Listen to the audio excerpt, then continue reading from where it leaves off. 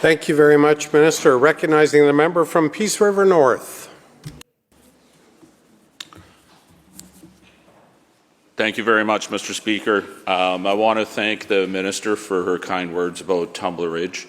That's close to home for my riding. That's actually very close to home. It's left me with a heavy heart since it's happened. I've got a lot of friends there. I've introduced the mayor, Darryl Kukalka, to this house when he has been advocating for help for his community. You never expect that to happen. And I think that the one thing that they would ask, they appreciate the supports that have been given so far, and they would ask that they continue to happen and that they stay happening in the long term. Because in my region, we have been asking for them for a long time. And I thank you for your kind words. Today, I rise in opposition to this budget. I do so on behalf of the people of Peace River North. Not from a spreadsheet perspective, from a lived perspective. Because budgets don't show up in people's lives as line items. They show up as whether you can find a doctor, whether you're a parent, whether your parent can get a long-term bed, whether your child has mental health supports, whether your roads are safe to drive, and whether your community still has jobs. As for the Peace River North, this budget delivers more of the same. Announcements without outcomes, promises without timelines, spending without accountability. Let's be frank here. People in the North are not asking for special treatment. They are asking for fairness. They are asking for basic service that urban British Columbians take for granted. They are asking to stop being treated like an afterthought. Let's start with healthcare. Residents across Fort St. John, Fort Nelson, Taylor, Hudson's Hope live under the responsibility of Northern Health.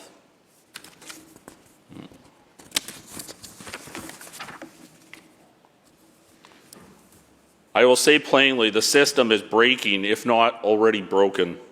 Emergency departments close and run reduced hours. Families drive hours for basic care. Patients are sent out of area for conditions that should be treated locally. Cancer patients drive hundreds of kilometers for treatment. Mental health services are scarce. Specialist care often requires leaving the region entirely. This budget talks about billions in health spending, but up north, people don't experience funding envelopes. They experience outcomes. In fact, an FOI request obtained by soundstreet.org found around 80 Northern Health patients who died on wait lists from 2024 to 2025. Those were 80 people that were just waiting to get a specialist. And the outcomes are chronic doctor shortages, burnt-out nurses leaving, reliance on short-term locums, ambulance delays, families living in constant uncertainty. There is no northern workforce strategy with enforceable targets in this budget, no rural retention framework, no housing plan for healthcare workers, no guarantee that new funding actually results in doctors and nurses showing up in our communities. Just big numbers and press releases and broken promises. Honourable Speaker, you cannot treat patients with press releases. Now let's talk about seniors. For years, Peace River North has been promised a long-term care facility in Fort St. John, scoped to deliver 84 long-term care beds and a 30-space adult day program. That project mattered, because more than 70 seniors in our region are already waiting for care. Some are stuck in hospital beds, some are waiting in unsafe home situations, families are stretched thin trying to fill the gaps. And what does this budget do? It removes the start timelines for that facility. In plain language, the project is being placed on an indefinite hold. Our population is aging. Demand is rising, and instead of accelerating capacity, this government has quietly taken the promise off schedule. That is not planning, that's abandonment. My father-in-law is sitting in Peace Villa right now, and the only way that he got in there, he was in the hospital on the second floor waiting for care to be placed into that seniors care facility for acute care. He waited 9.5 months. The only reason he actually got in there is because 5 people chose MAID, and he managed to get past the wait list to get into that facility. Currently on the second floor, there are over 15 people waiting to get into the existing facility. Outside on the wait list, there are over 50 people waiting. That's just what's existing. Where do we place those people if they can't get into that facility? If they can't afford to live in their home? If they can't defer their property taxes? Are we forcing them to live on the streets? They're going to the food banks. People in my riding, 12% of them are using the food banks. We're at record high numbers. Where's the practical solution? This government isn't looking at it. Honourable Speaker, I need to speak about mental health in Peace River North, especially for our children and youth. Up north, mental health supports are scarce.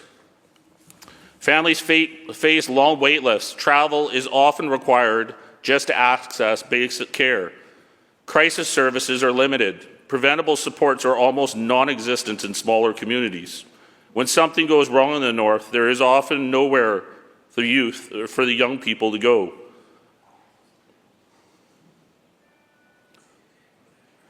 Before Tumbler Ridge, we had 2 youth commit suicide in my region in Fort St. John, and they were within 2 weeks. One was an 11-year-old girl, the other one was a 13-year-old boy. And when I talk about having a heavy heart about Tumbler Ridge, this was a gut punch right before it. And it made me realize that for rural schools, it's really sad. When I was a kid, each school normally had a counselor. For the rural schools now, one counselor is allocated for 800 students to the rural schools. There are no supports. When families were looking for supports after those suicides, it was almost impossible to actually give them any real good solutions. Talk about Foundry. This is the main wraparound service that the province is focusing on. The only thing that Foundry is able to offer right now is online. How do you properly assess somebody online? How do you help a child if you can't actually see them face to face and know what they're going through?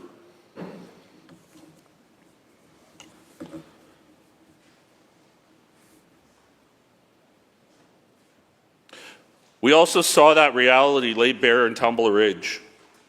That's not an isolated incident, but as the visible consequence of years of underinvestment in youth mental health. That community has already been sounding the alarm.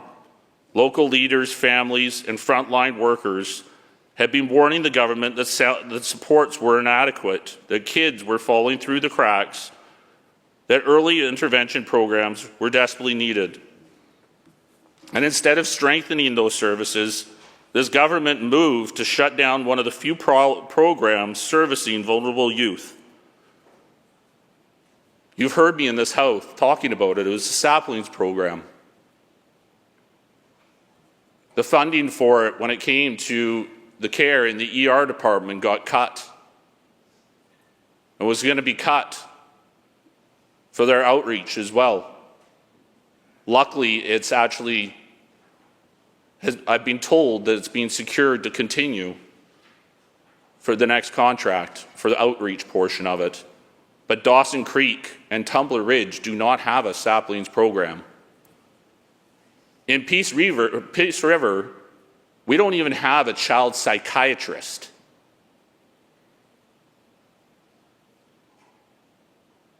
You think about kids dying and the effects on that, how it would affect everybody else. That whole town is going to have PTSD.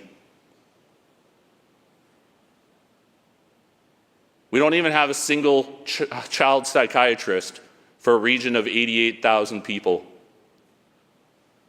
Somebody that actually knows what they're doing with medications if they need to be used.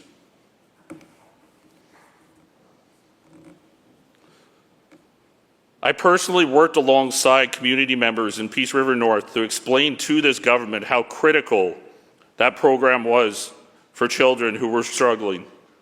We made the case, we pleaded for the continuity of care. Because those services disappear, children don't magically get better. They spiral. Mental health doesn't just collapse overnight.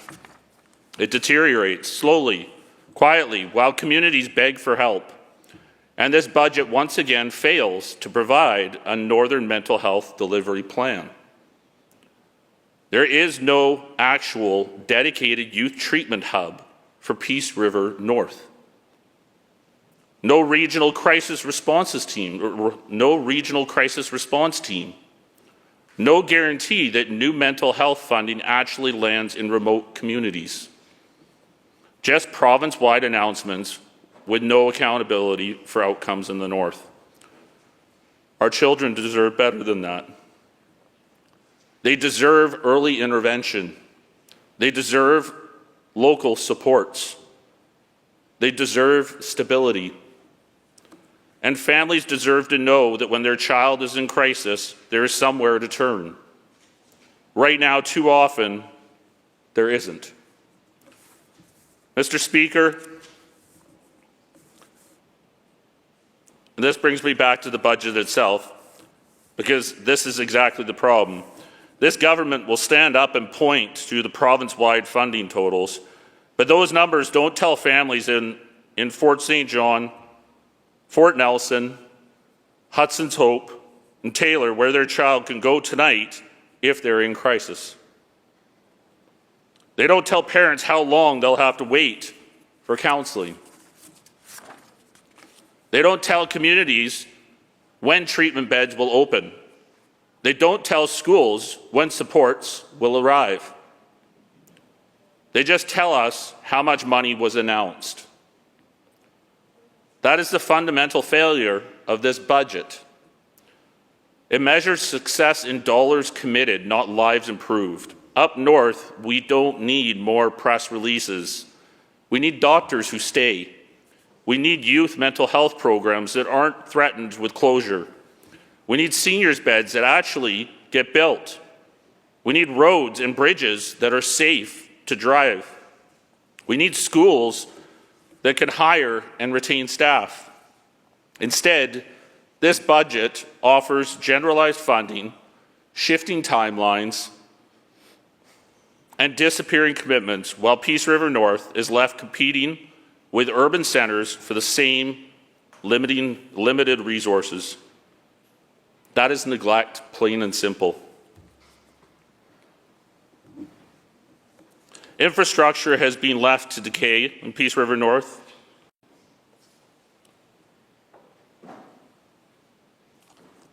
I think of energy, forestry, agriculture, heavy haul. Everything depends on safe, reliable roads and bridges. Right now, too many of them are falling apart. Highways are riddled with potholes and temporary patches. And a Taylor Bridge that has enough weld on it that could build us ferries. The bridges are aging out. Industrial routes that move goods to market are deteriorating. Multiple hillsides are literally falling apart. Yet this budget contains no named transportation upgrades. No Taylor Bridge. Another failed promise. No highway reconstruction.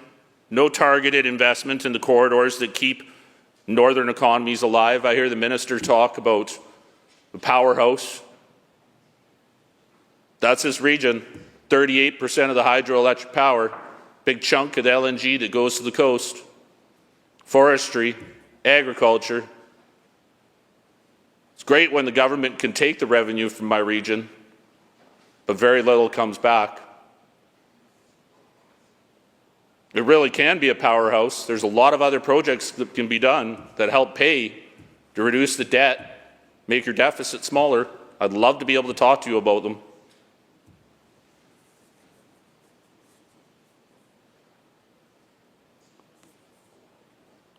Mr. Speaker, I'll move on to education. It tells the same story. Northern districts struggle to recruit teachers, educational assistants, counselors, and support staff. Classrooms are stretched, education funding does not keep pace with growing needs, transportation costs are higher, housing shortages make it hard to attract professionals, parents fundraise for basic supports.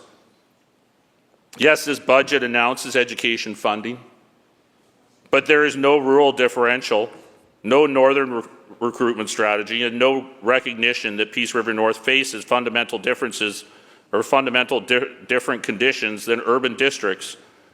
A province-wide increase means nothing when northern communities start behind and continue to fall further back. In Peace River North, jobs are not just abstract economic indicators.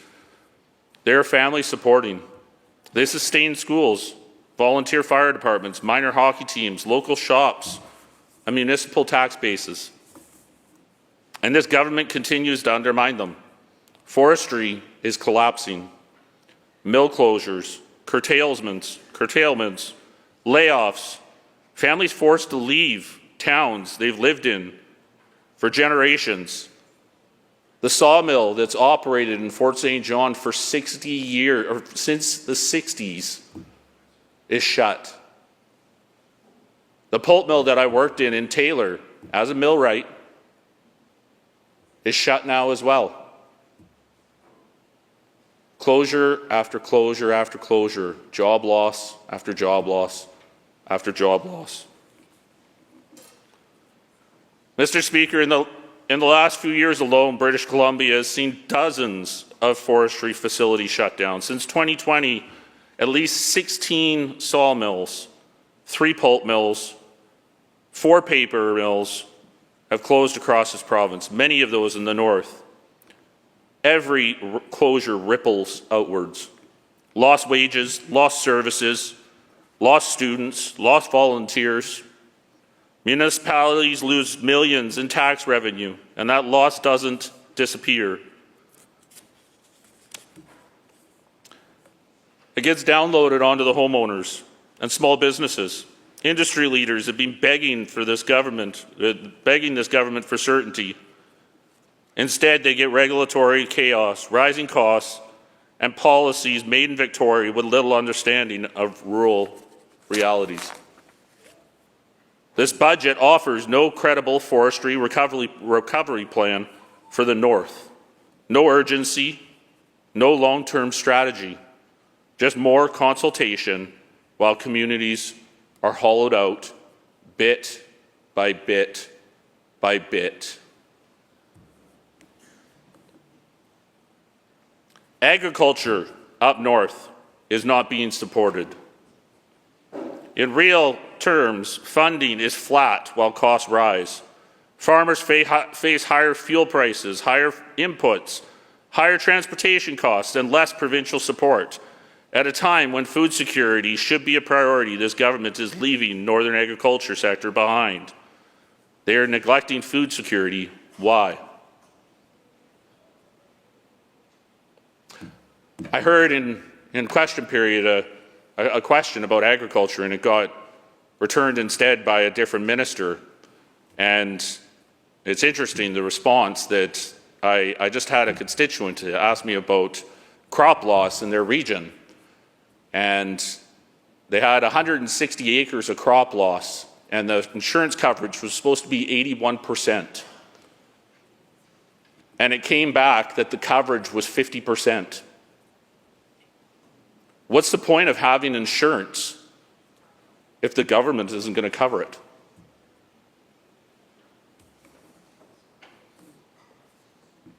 Mr. Speaker, instead of fixing spending inefficiencies or growing the economy, this budget expands the provincial sales tax to new professional services and removes exemptions on everyday items. That means families and small businesses now pay more for accounting, engineering, real estate services, cable, and basic necessities.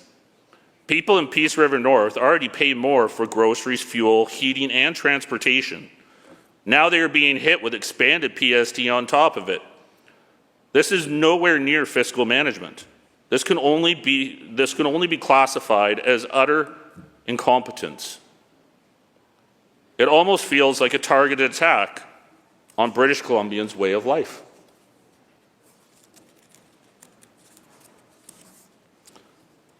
Mr. Speaker, another pattern in this budget is putting the incompetence of not being able to balance a budget.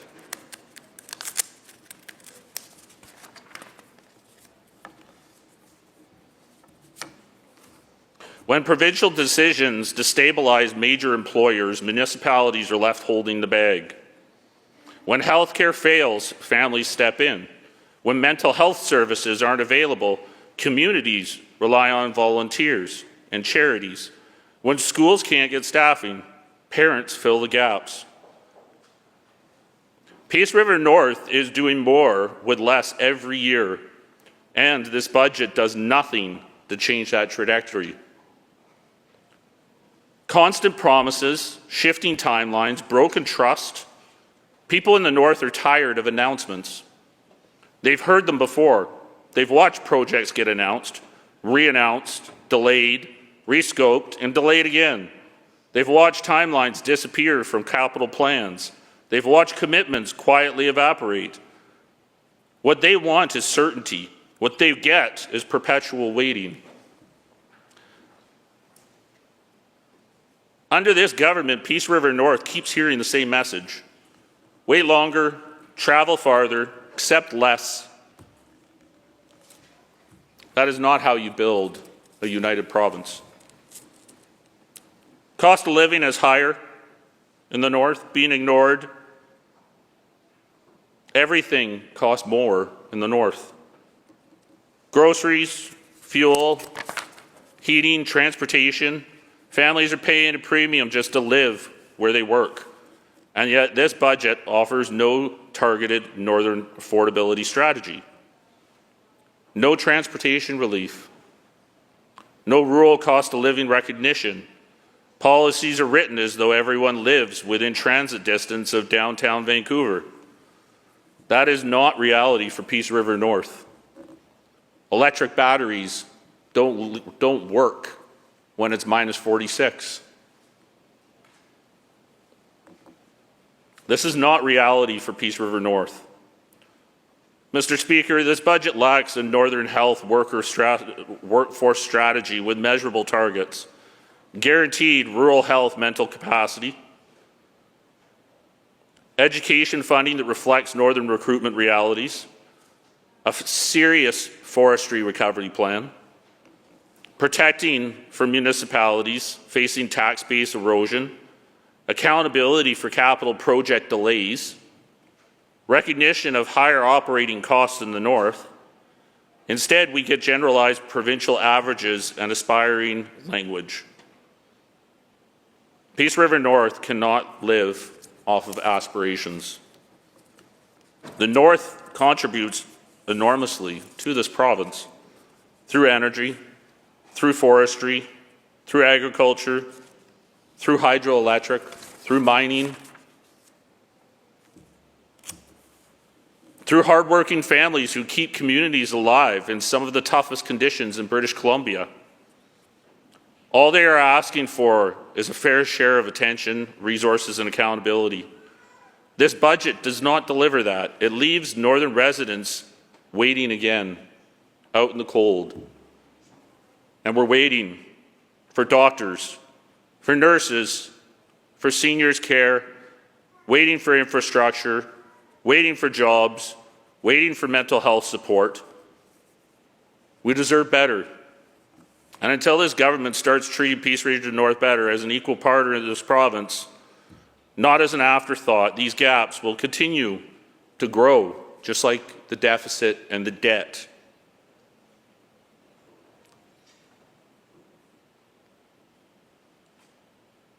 This province, if you look at the fundamental basis of it, just from a practical standpoint, I grew up in the Lower Mainland.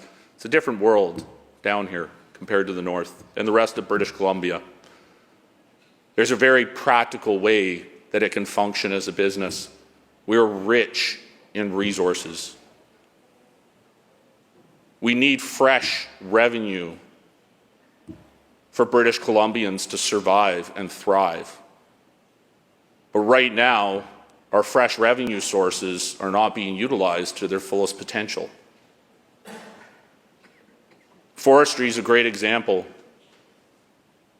of what's happening in that industry. It was a backbone of how a lot of the towns were built in this province. If we want to see a balanced budget and a debt being paid down, we need to focus on that backbone again. Instead, right now, the revenues that this government is prospering off of is actually our decline. As our way of life diminishes, we have vices that we turn to. People struggle. They'll buy alcohol. They'll buy marijuana. They'll go gamble. Oh, but wait, the government taxes those. Oh, there's no tax on alcohol? There's no tax on marijuana? They're great revenue income streams. Sorry, I was just going off of facial recognition on that. Right now, when we look at the revenue streams that the government makes off of alcohol and marijuana and gambling, these are all things that are actually bad for British Columbians, for our mental health and our way of life. We need a government to focus on what is actually good for us. What's good for us is actually going back to the practical fundamentals of how this province can work. And that's our resources.